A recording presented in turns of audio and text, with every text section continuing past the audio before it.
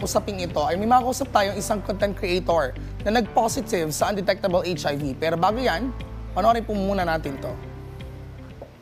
Where to get tested part 1. Sobrang serene at peaceful nung place. Hindi pong mawawala yung kaba mo just to get tested. So, free kasi ako during this time kaya sinamahan ko yung someone from TikTok to get tested. He is an OFW at the same time, he is just new in Manila. So, I just sat down and felt that it's really comfortable. There are a lot of things you can do to learn more about your HIV status. It's time for you to give yourself that clarity na matagal mo nang hinahangad. Because acting now is better than sorry later.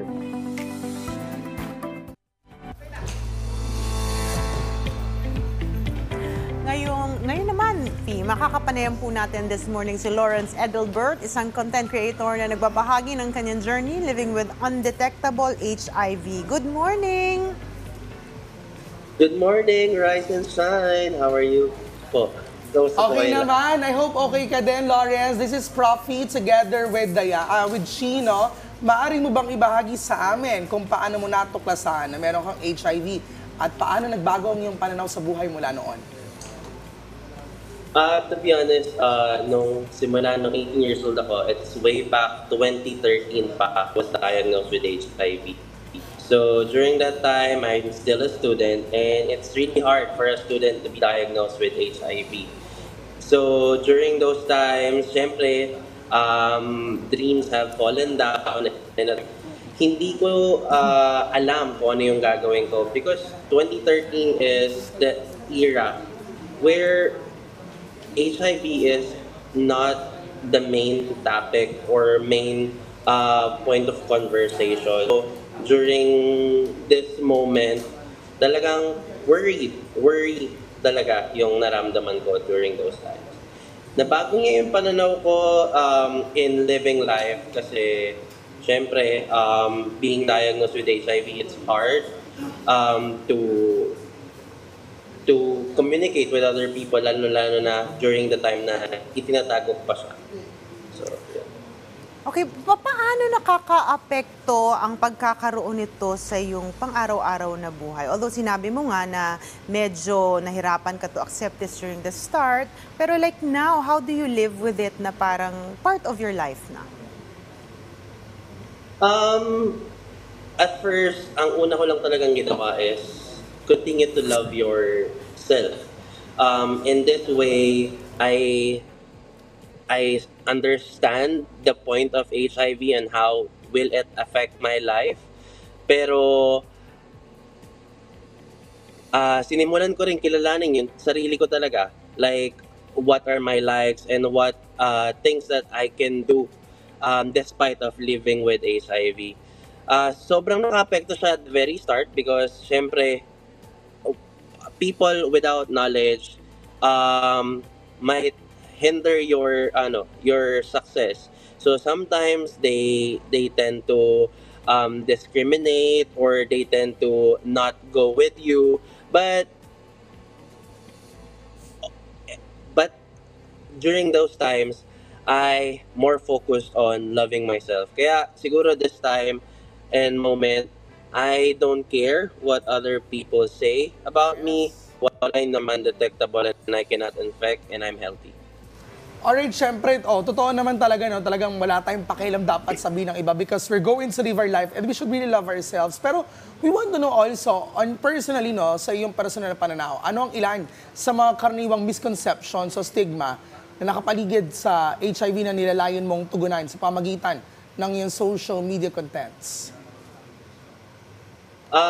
First, ang pinaka-priority ko is that when you're living with HIV, kasi common thing na iniisip nila is that you will die when you got HIV. But there are antiretroviral or medications that we are currently taking right now that can prolong our life to the fullest. That leads to undetectable stage. Undetectable, we cannot transmit the virus and there is really zero chances of us infecting other people. And that points into love. HIV can love anyone, love personally, at the same time love love, I mean, may chance ka na magkaroon ng partner, hindi ka dapat, hindi mo dapat Panghinaan. isipin na ikaw lang ang mag-isa na tatanda Oo. sa life. And also, yung pakikihalubilo, like you can share utensils, you can share, you can kiss, you can share utensils, and you can hug a person living with HIV. Okay, Lawrence, well, hindi madaling maging bukas tungkol sa topic na ito, lalo na nga dahil sa stigma, no?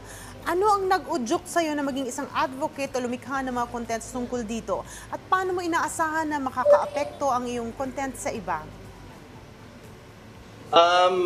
Sobrang hirap talaga at the very first na mag-open up sa social media, lalo-lalo na I know that there are a lot of people who will try to comment because of me being gay, that this is a sick for gay people. But nag-udyok sa akin to fully have myself in this platform is during the time na pre-pandemic, I was inspired by someone who is also a person living with HIV, and he told his story in in this show. So I got inspired, and I also want to help people to have no worry in terms of living their life as a person living with HIV. During the pandemic, maraming tao ang namatay. At the same time, there are people also skipping their medications during that time since they're afraid to be identified. Lalo-lalo na usong-uso yung ipapa-deliver na lang yung medications via Grab. You know, like those simple things already affect a person living with HIV mind. Kasi nga, dun sa sobrang stigma na meron ngayon sa ating bansa.